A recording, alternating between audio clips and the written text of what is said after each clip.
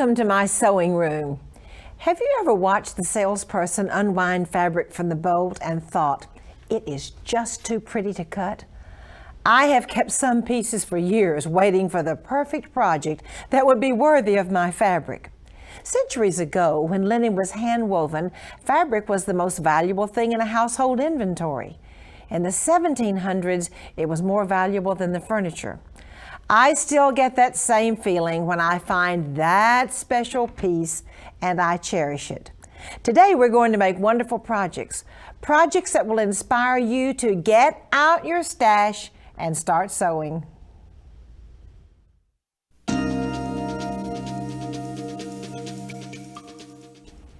Do you want to see some wonderful pajamas? Well, I'm going to show them to you. These are made of silk charmeuse, and they're absolutely adorable with the machine embroidered lace trims. Now, this wonderful little elasticized waistband is done with sports elastic. Let me just hold it out to see that you put the fabric on and then you zigzag it and you have your beautiful waistband. What I really want to show you though is this wonderful lace motif made on the sewing machine, embroidered on the sewing machine, which has been simply applied at the center of the front waistline.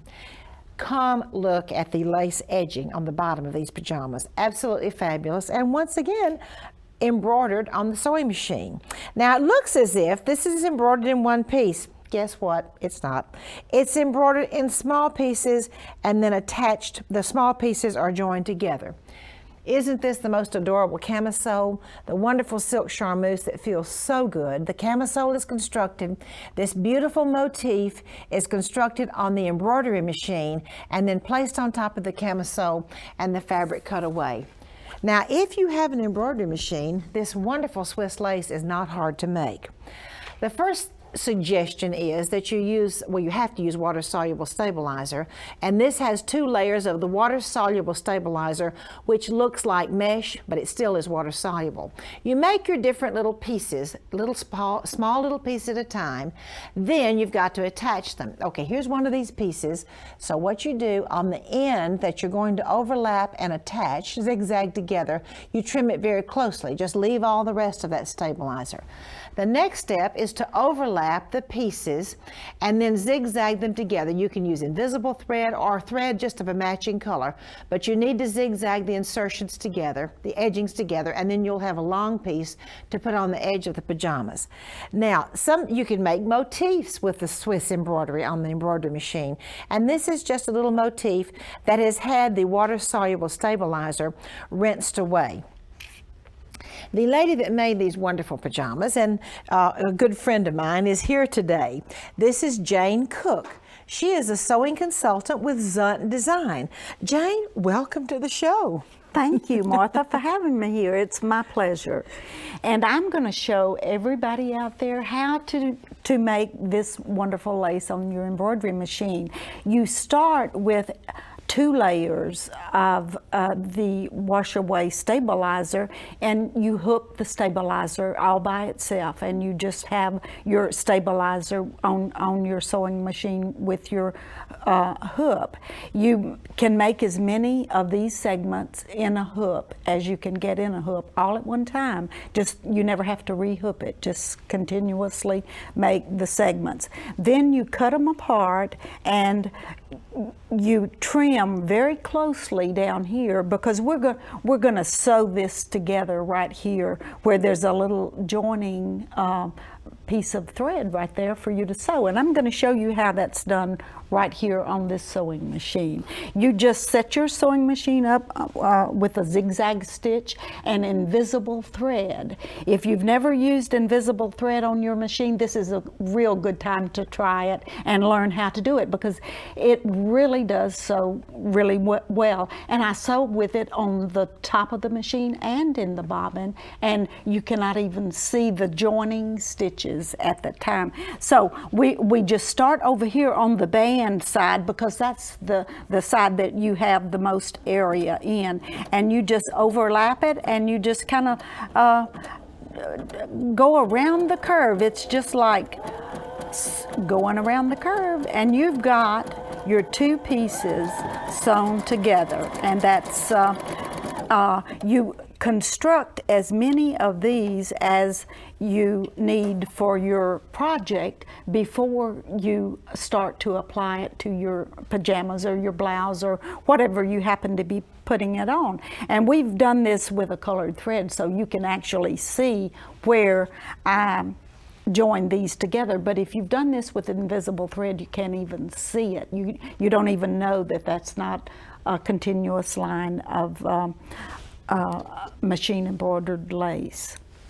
And now I'm going to go to the next board that I have here and show you the way that it is actually just embroidered onto the stabilizer, and this is a piece that has already been washed away. And I found out just recently that you can actually put this embroidery in your crock pot and you're going to cook your lace.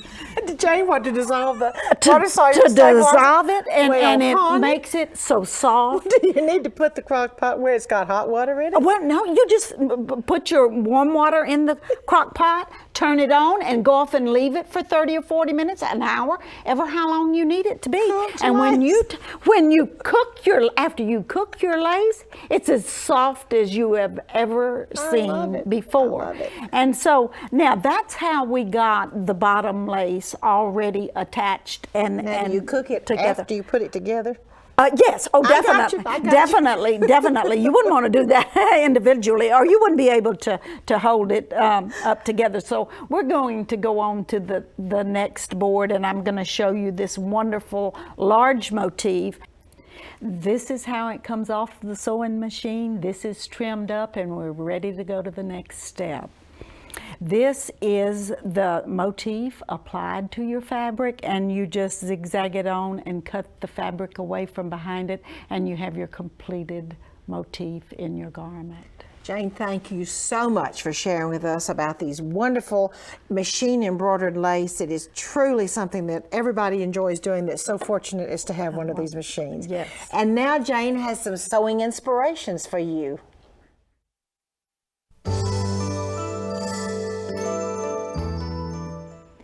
Jane, these are absolutely magnificent things that you have made. This is the most beautiful placemat I think I have ever seen. Now this is what, in silver and white thread? Yes. And I think you said you set it up with Christmas china and a green glass and your beautiful sterling and how beautiful it was. Right. And Jane, I absolutely love this quilt that you have done with the crazy patch and the wonderful butterfly with all the different lames, and you've even put your little Swarovski crystals on there. That's true. This is a beautiful quilt with machine embroidery. This has to be my favorite though. Back to the lovely lingerie. Oh, how pretty. The little motifs, now you just sew this on after you washed away the stabilizer. Remember the technique Jane showed you for putting this down using the invisible thread?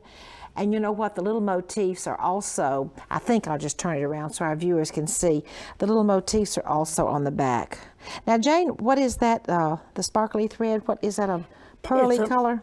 Just a pearlized metallic. See, I just love the way you've used the solid color and then the metallic threads. And as you said, boxers are for girls. Boxers are for girls. Cute little boxers for the pajamas with a little motif on the front and on the back. And even a wonderful kimono wrap robe. Oh, this silk charmeuse just feels so good. Now, she has the lace, Jane. I love it on the collars, but this is what I think is so cute. Just made a little belt carrier. The belt carrier is also one of these motifs, and I have to show you the back. Jane, it's kind of like the ladies from Victorian times. You do not forget about the back. There's another motif on the back.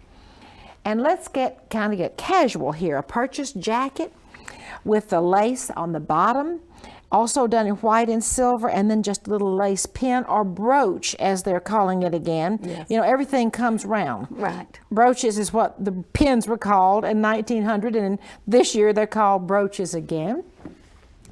And you know, one of my very favorites, and I know my 29-year-old daughter adores these blue jeans with the, let me just open up the legs of these jeans. Now, Jane, how did you do those? Well, I made the motif on the embroidery machine just like we did the other things. I just laid it down on top of the jean leg, stitched it on, cut away the jean from behind it. And then just cut away the jeans from behind it. And you've got an elegant pair of jeans. Oh, it's really elegant. And these are hundreds of dollars in the store. And they don't have the lace this pretty anyway. But I'm telling you, there are some expensive embroidered jeans. Now, let me just turn these jeans around just a minute.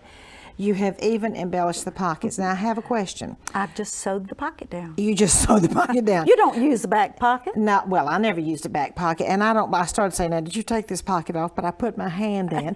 And you just sewed the pocket down. Is that adorable or what? Well, Jane, this has been so fascinating, our lesson on making lace on the embroidery machine. And I want to thank you so much for sharing this lace technique with us. And now we have some more excitement for you.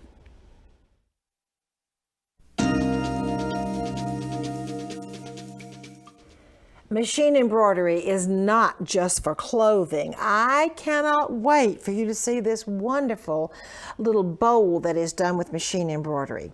It has, let's see, I believe 6 sections, doesn't it, Jane? And a center section with the little bows on the top done in yellow and blue and pink. And as now you've seen the bow, let me just hold it up a little bit so you can see how these 6 individual pieces are joined together and then attached to the center of the bowl. Now, Jane, I know you made this wonderful bowl. Please show our viewers how to do it. I'd be glad to. In the mega hoop, you can make 3 segments at a time without ever unhooping your stabilizer. But you can just use a small one and make yes, one, a small one machine. at the time. One yes, at a time. Okay. Yes, you can do it ever how much time you have. That's what you can do. So we've got 3 on a section at a time here, and we're going to go to the next board and show you the bottom of the board, of the bowl. It's done one at the time, and it's done on 3 layers of fabric. This is actually a Kona cotton, and it's got a stabilizer, a heavy stabilizer in between there, because that stays. It does not wash away. You want your bottom as stable as you can get it. And so, now, Jane, help me. The bottom is done on 1 layer of fabric and 2 layers of wash away stabilizer? No, 2 layers of fabric and 1 layer of heavy cutaway stabilizer. Cutaway, thank you. So it stays in there,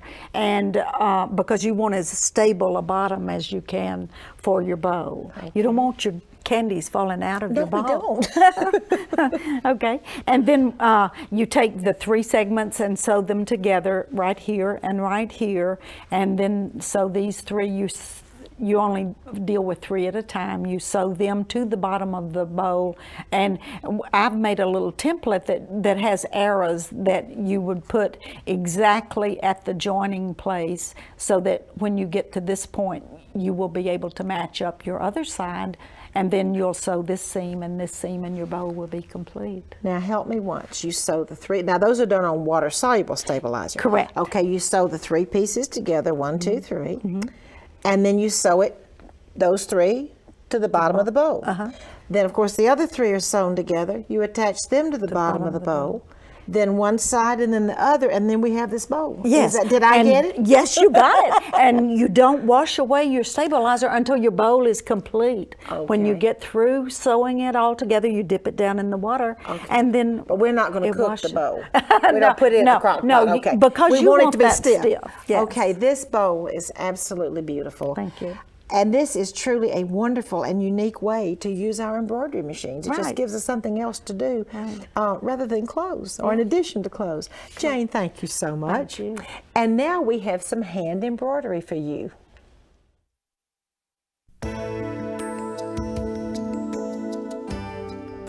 I'm so pleased to have as my guest today my friend Wendy Schoen. She is president of Wendy Schoen Design. She is a frequent contributor to So Beautiful magazine, and she has studied embroidery at the Royal School of Needlework in London and in Madeira, Portugal, and she has taught embroidery literally all over the world. Wendy has published and designed 30 patterns and authored 4 books. Wendy, welcome to the show. Thank you for having me, Martha. Today what I'd like to talk about is buttonhole scalloping. This is a stitch that I learned in Madeira, and I'd really like to show you about how to do it today. The dress that I brought with you shows it the scalloping along the hemline, and then the fabric is cut away from below. So let's get started. Now what I have here is a drawn off scallop, and notice I've drawn 2 lines. The reason is because we need to stitch along those 2 lines. We begin without a knot, and we stitch a shallow running stitch, meaning very small nips in the fabric, along the lower edge and the upper edge. I'm going to move the board now so you can see the next step. Now once all the outlines are done, you're going to work this stitch over the finger or without an embroidery hoop. We like to say over the finger because you are literally stitching with the fabric wrapped around the finger. When you stitch this stitch, it's important to hold the needle almost perpendicular to the fabric to begin the stitch, and then scoop down low so that you get only the fabric on the needle that is below the running stitch, the 2 running stitches. And then when you tighten the stitch, make sure you're holding the loop down, and then bring it up and down.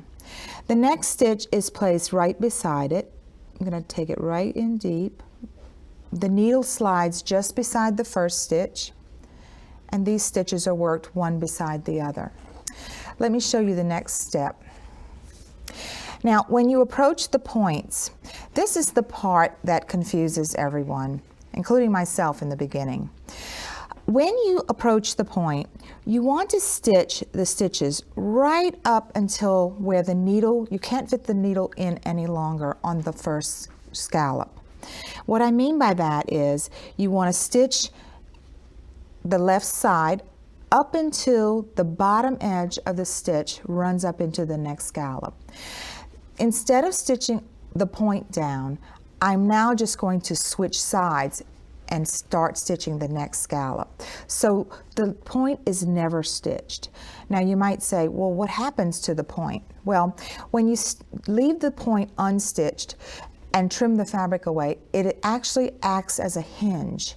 And that is what gives you the pointed appearance. So if you actually stitched on the tip, the point would pretty much soften out and you wouldn't have a nice peak. Let me show you what it looks like when it's completed.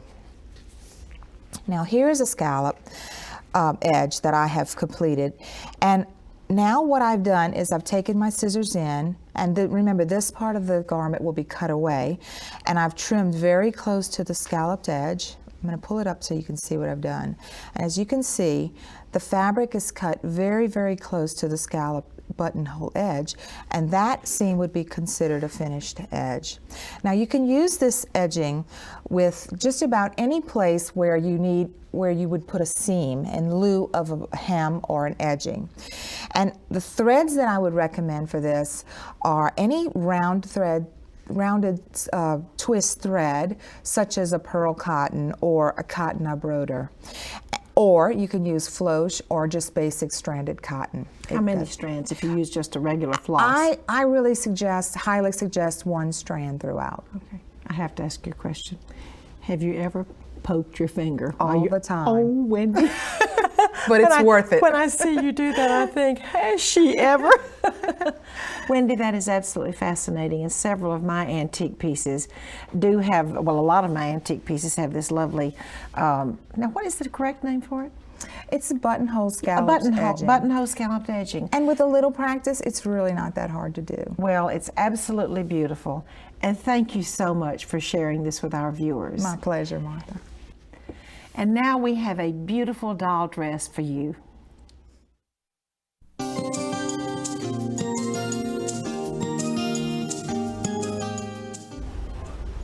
I'm so pleased to have as my guest today Phyllis Hoffman. Phyllis is president of Hoffman Media. She is the publisher of Southern Lady Magazine, Just Cross Stitch Magazine, and Southern Baby Magazine. Phyllis, welcome to the show. Thank you, Martha. I brought today a beautiful doll dress.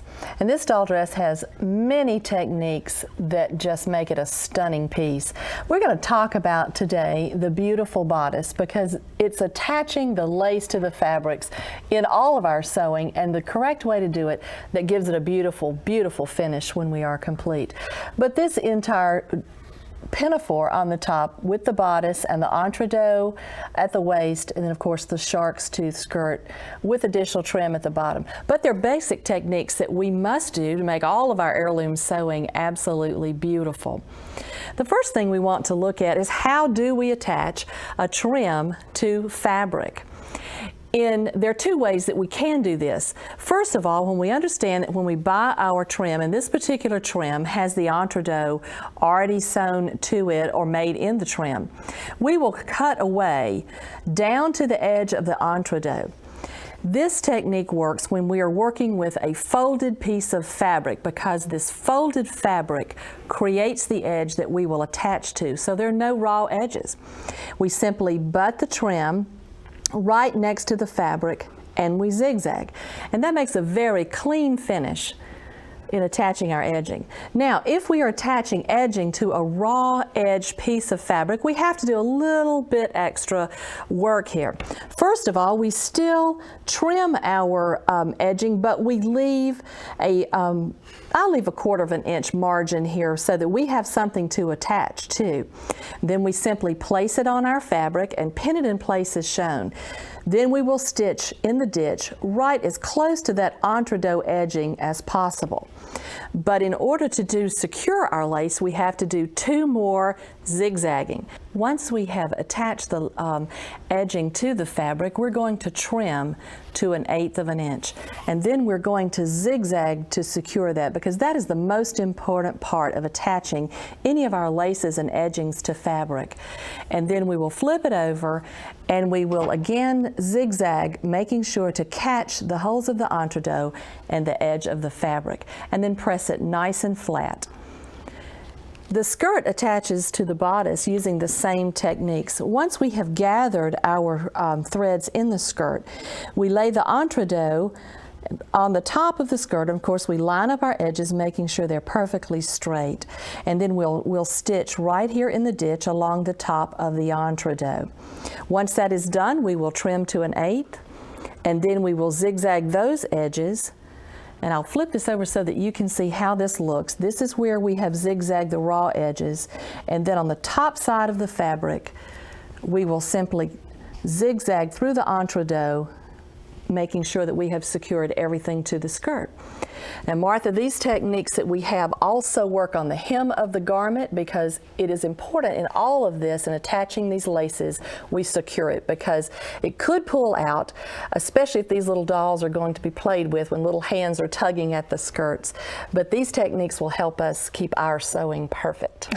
and you know we like that Yes, too. we do.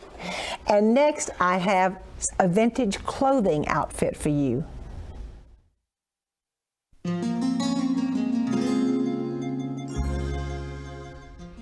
I have given this dress a name. I've called it the English Midi Overlay Dress. Now, why did I give this wonderful dress that I bought in London this name? Well, it's a midi dress, which means a dropped waist, and it has overlays both on the bodice and on the skirt. This is one of the most magnificently embroidered pieces that I have. Very, very interesting. Do you see the 3 panels on the front with this wonderful long embroidery, which is repeated?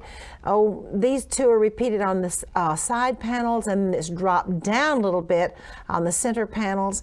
And the shaped lace, the French lace insertion, and the edging on the overlay. Now, look at the sleeves. Is that beautiful? It has the 3 sets of 3 tucks, and then the insertion and the wonderful gathered edging. Now there is another overlay on this dress. When we come down on the skirt, we see another scalloped overlay with the scallop sections, with the insertion in between, the insertion on the bottom, the gathered French edging on the bottom of the scalloped insertion, and then there's just a really pretty underskirt with straight insertion and edging. As I always love to do, let me show you the back of this beautiful dress. Not quite as elaborate as the front, but very, very beautiful. It has tiny little release tucks that go on both sides, wonderful little buttons, and I kind of guess this dress had a really pretty wide batiste sash at one time, which I don't have now. This dress is one of my favorite pieces, and I'll have to tell you, I love to go shopping in London. Won't you come back and visit with me next time?